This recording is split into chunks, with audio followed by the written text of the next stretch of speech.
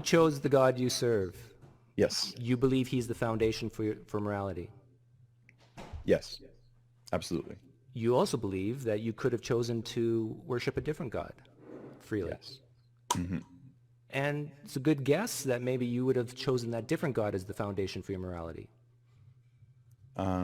Let's say that I was, if it's a monotheistic God, yeah. If it's a polytheistic God, the whole thing breaks down because, yeah. Would it be fair to say you subjectively chose the God you worship?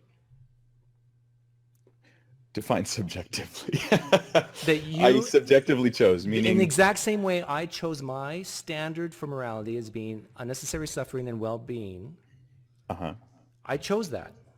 So here's the thing. You chose your The God. word subjectively doesn't make sense when you use it in the sentence. I subjectively chose. Mike, in the same way that I chose my standard for morality, you chose your standard because you could have chose this God or that God.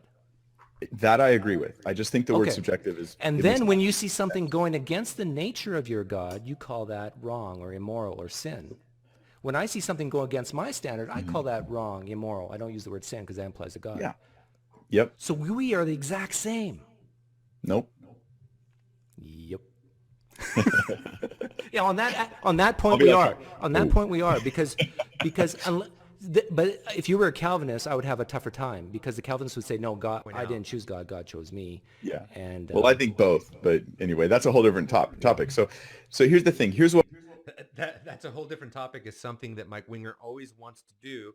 He always wants to compartmentalize Christianity into, well, right now we're talking about morality and morality or epistemology or metaphysics or whatever. And right now that has nothing to do with our soteriology.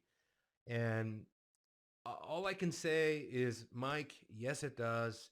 And everybody out there, yes, it does. You do not have, as a Christian, you do not have the right to splinter these aspects of the Christian faith. They all go together. And Doug is actually touching on something very honest here, that the explanatory power of Reformed apologetics is much more robust at this point because it's no longer rooted in human reason, human volition.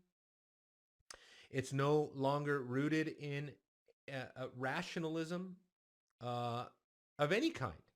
It's not an anthropocentric worldview that you're defending. It is purely theocentric. It's the very thing the natural man loathes.